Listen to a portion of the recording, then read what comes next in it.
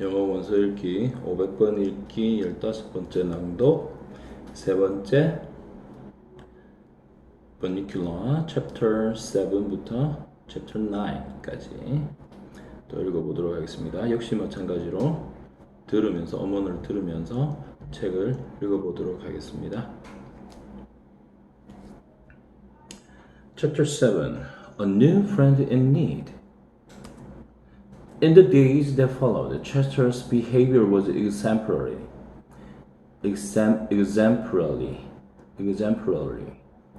He purred and he cooed and he cleaned his paws.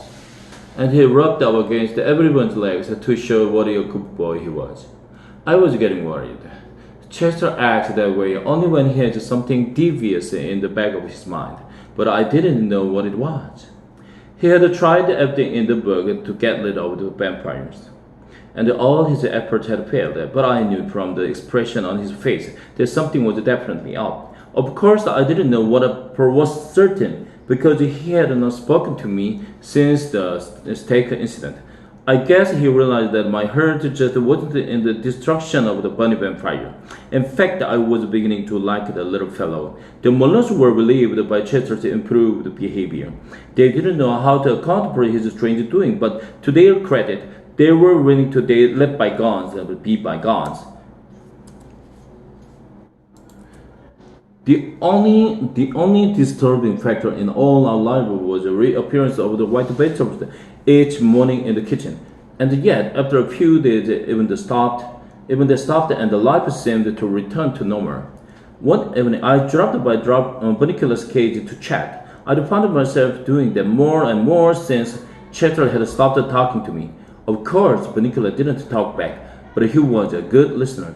I'd begun to think of him as a friend, a strange one, granted, but one can always choose one's friend. I was distressed with this particular evening to see that he was dragging his ears. As it were, he looked tired and listless. I felt his nose, and it seemed a little warmer than it should have been. I became alarmed. I ran over to Toby, who was doing a picture puzzle on the floor, and began to bark. Something I do only in case of extreme emergency, since even I do not care for the sound. What's the matter, Harold? Toby asked without moving. Are there burglars? I ran to the cage and looked at Bunicula. I looked back at Toby and whimpered. Toby just looked confused. Do you want to play with Bunicula? Should I take him out of the cage? Whoop! I responded, indicating I hoped that was indeed what he should do. I'll ask Mom and Dad, Harold. You will hear. He was back in a minute, shaking his head. I'm sorry, Harold, but Mom said that you can't play with the rabbit. It causes too much commotion. I looked down at the floor and whimpered again. Sorry, Harold, maybe later, when we are all in the together. I regarded the Bunicula, whose eyes met mine. He gave a little shudder, and I felt a little cry, like a crying. My friend was sick, and I didn't know what to do. I wished I could tell Chester, but I knew there was no use. He was just too mad at me. I would have to solve this one out on my own. That night, I couldn't just lay worrying about the Bunicula. I decided to go downstairs and check on his conditions. What I saw when I entered the living room horrified me.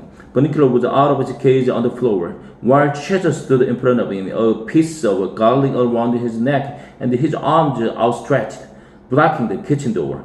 Suddenly, it all fell into place. Chester was starving Bunicula. Of course, that's why he seemed too listless, and that's why the vegetables had stopped turning white. Chester had made it impossible for Bunicula to eat. Chester! I cried. Chester jumped up, very high jump. What are you doing down here? He spread at me as he ran it. I know what you're doing, Chester, and the jig is up. That little bunny never hurt anybody. All he's doing is eating his own way. What do you care if he drains a few vegetables? He's a vampire, Chester snarled. Today vegetables, tomorrow the world. I think that perhaps you're overstating your case, I suggested cautiously. Go back to bed, Harold. This is larger than the two of us. It may seem harsh, but I'm only being cruel to be kind. Who's he being kind to? I wondered as I went back to the stair. the tomatoes and the zucchinis of the world, maybe a few casualties.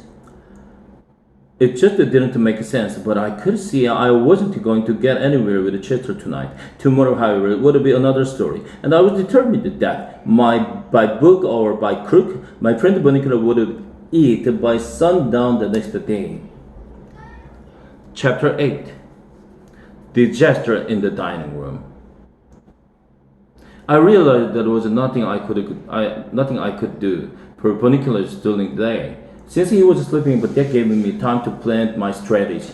At first, I thought I would bring food to his kid, but then it occurred to me that Mr. must be taking everything away with this that was given to him. Pete and Toby usually left letters for Bonicula during the day while he was sleeping, and Chester, ever watchful, probably napped in each evening just before the rabbit woke. No, there would have to be another way. I thought and thought all afternoon, and I could see that Chester had done a good job of isolating Bonicula from his food. There was no way I could think of to overcome Chester's game plan. As evening drew closer and I grew more and more frantic, I stumbled into the dining room and saw the answer to my problem sitting before me on the table. It was a big bowl of salad. All I had to do was get Bonicula to the salad and let him get his fill before the family came in to eat. With that funny white dressing on it, they would never notice if a few vegetables were white. I ran to the hallway to check the clock. 6:15. It would be 15 minutes before the sun went down and Bonicula woke up. I would then need at least 5 minutes to get him from his cage to the table and feed him. All I had to do was make sure no one came into the room until he had finished. I needed a good 20 minutes at least. I went back into the living room. Chester was asleep on his brown velvet chair, shedding in his sleep, still worn out from the previous night's activities. I checked upstairs. Toby was reading in his room, the last chapter of Treasure, and I nodded. Pete, who should have been doing his homework, was listening to lectures in his room. I ran down to the kitchen. "Hello, Harold," Mrs. Muller said as I came through the door. "What's new?" "Other than a rabbit starving in the next room and an imminent attack on your salad bowl, nothing," I thought. I stood at her feet and panted. He scratched my head. This gave me a moment to check out how far she was in her cooking. "Sorry, Harold," she said. "I have to baste this chicken." I noticed the oven time still had 35 minutes to go. It'll be tight, I thought, but I can make it. Now, where is Mr. Murnau? I went to the front door and whimpered loudly. Mr. Murnau followed me. "Are you waiting for Dad, Harold? He will be home soon." "Soon isn't good enough." "How soon?" I whimpered again. "Patient, boys. He's late at a school meeting. He should be here anytime." She went back into the kitchen and I checked the clock. 6:25. It was getting dark and Chester was still asleep. Time to swing into action. Having watched Chester undo the lock on Bonicula's cage and having participated in that unfortunate steak episode some days earlier, I knew I would have no problem getting Bonicula out. I just had to be a little more careful where I positioned my head so that I wouldn't find myself in the humiliating predicament of getting steak a second time. My timing was perfect. With Bonicula swinging peacefully from my teeth, I made my way stealthily toward the dining room as the last rays of the sunlight gave way to the deck of night. Once inside the dining room door, Bonicula awakened in great bewilderment. It is not every day, after all, that one feels oneself, upon awakening, hanging from the jaws of fellow creatures. even so caring and gentle creatures as myself. But Nicola opened his eyes wide and turned his face as best he could to me. I jumped up onto the nearest chair and placed the rabbit safely on the rabbit's edge. Okay, I whispered. There's your dinner. Go to it. Dinner, go to it. Go to it. Get your fill as fast as you can, poor bunny. I'll stand guard. I don't know that Nicola fully understood what was going on, but the sight of the vegetables piled high in the center of the table sent him scurrying in their direction. He was very, very hungry. As luck would have it, and as I should have anticipated, Chet's sense of timing was as astute as my own. No sooner had Nicola reached the edge of the salad bowl then the door swung open and the Chet bounded into the room. He surveyed the scene frantically. I was unable to act fast enough. Upon seeing Nicola about to enjoy his first bit of nourishment in days, Chet leaped across the table, seemingly without touching floor, chairs, and anything else between himself and our furry friend, and landed directly on top of the bunny. Oh, no you don't, he shrieked. But Nicola, not sure what to do, jumped high in the air and landed with a great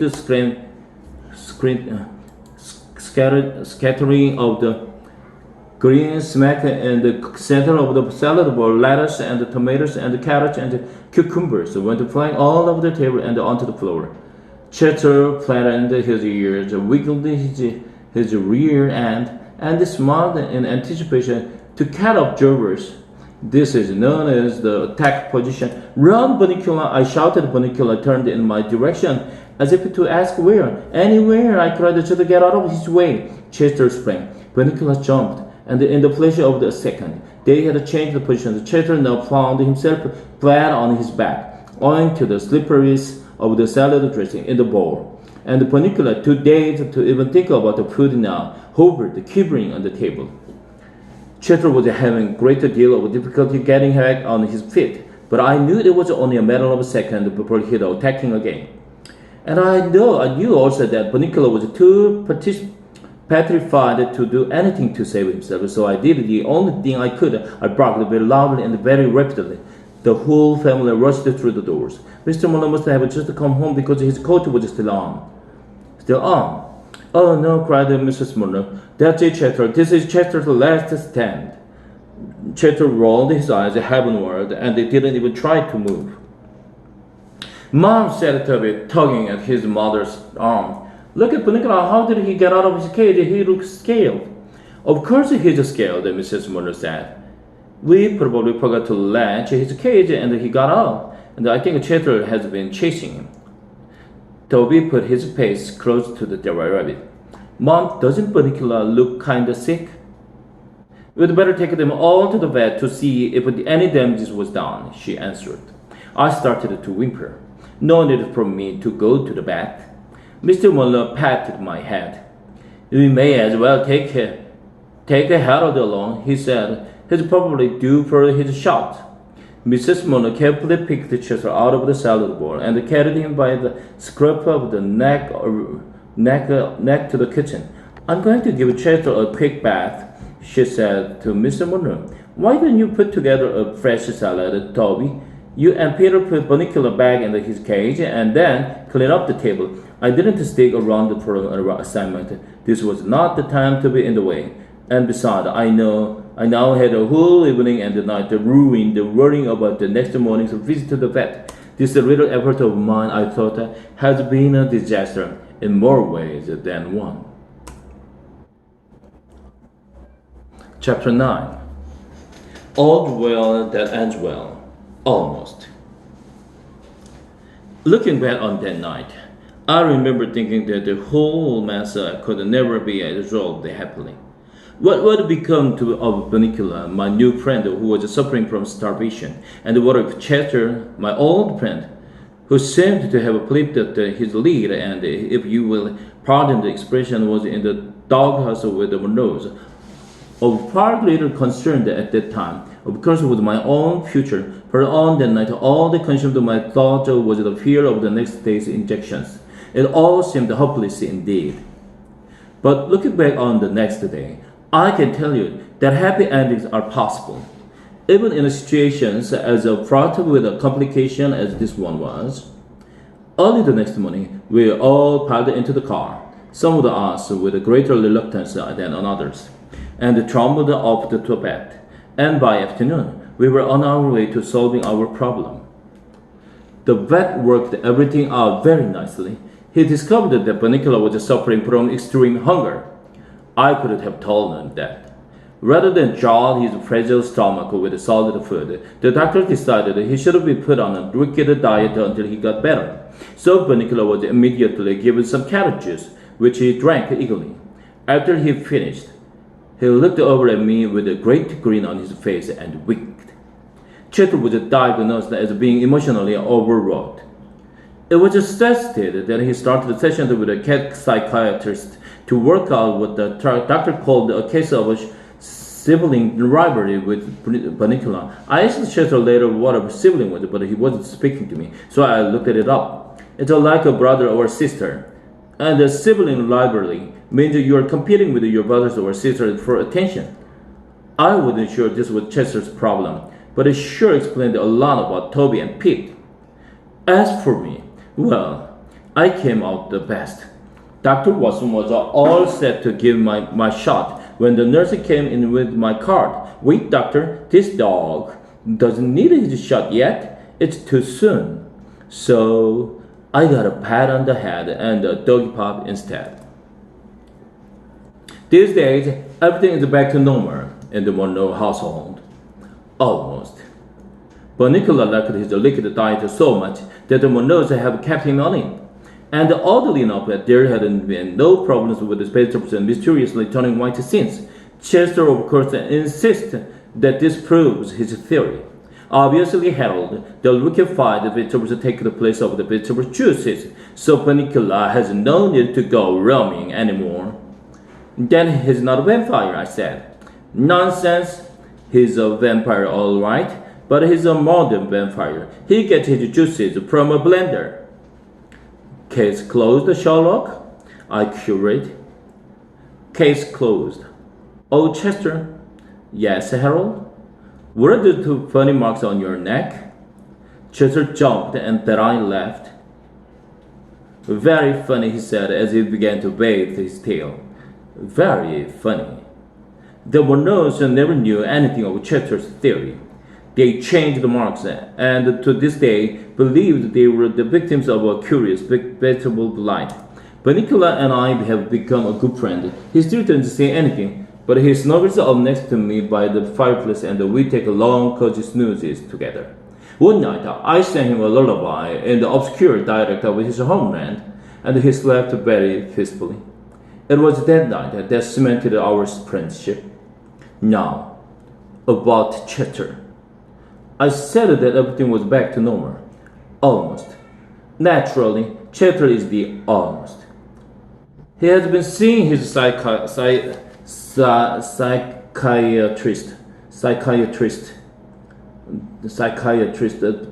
Dr. Baruch Katz, twice a week for some time now. He takes his therapy very seriously. The other morning I was trying to get a little sleep when Chester came over and nudged me in the ribs.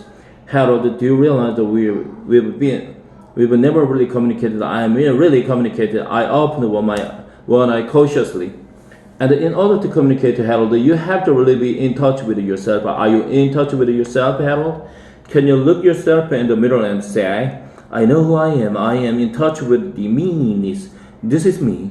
And I can reach out to the you-ness. That is you. I closed my eye. I'm used to it by now. He talks like that all the time. He no longer reads Edgar Allan Poe at night. And once he concluded that he had been right about the Panicula, there has been no more talk about the vampire. The mark of the vampires.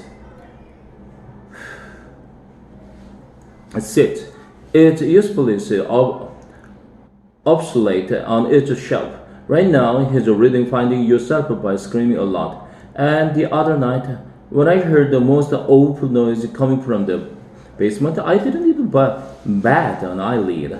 I knew it was just Chester finding himself, as he called it. He explains to me that he's getting in touch with his kittenhood, and I've told him that's fine, just to let me know when he's going to do it, so I can be elsewhere. I've had enough trouble from Chester's adventures. So that's my story, and the story of a mysterious stranger who no longer seems quite so mysterious and who is definitely no longer a stranger. I've presented the fact as clearly as I could, and I leave it to you, dear reader, to draw your own conclusions. I must now bring this narrative to a close, since it is Friday night, Tuesday night to stay up late and read, and I can hear the crinkling of a cellophane. I can only hope it covers the 2 chocolate cupcakes with a cream filling. 15번째 낭독 끝났습니다.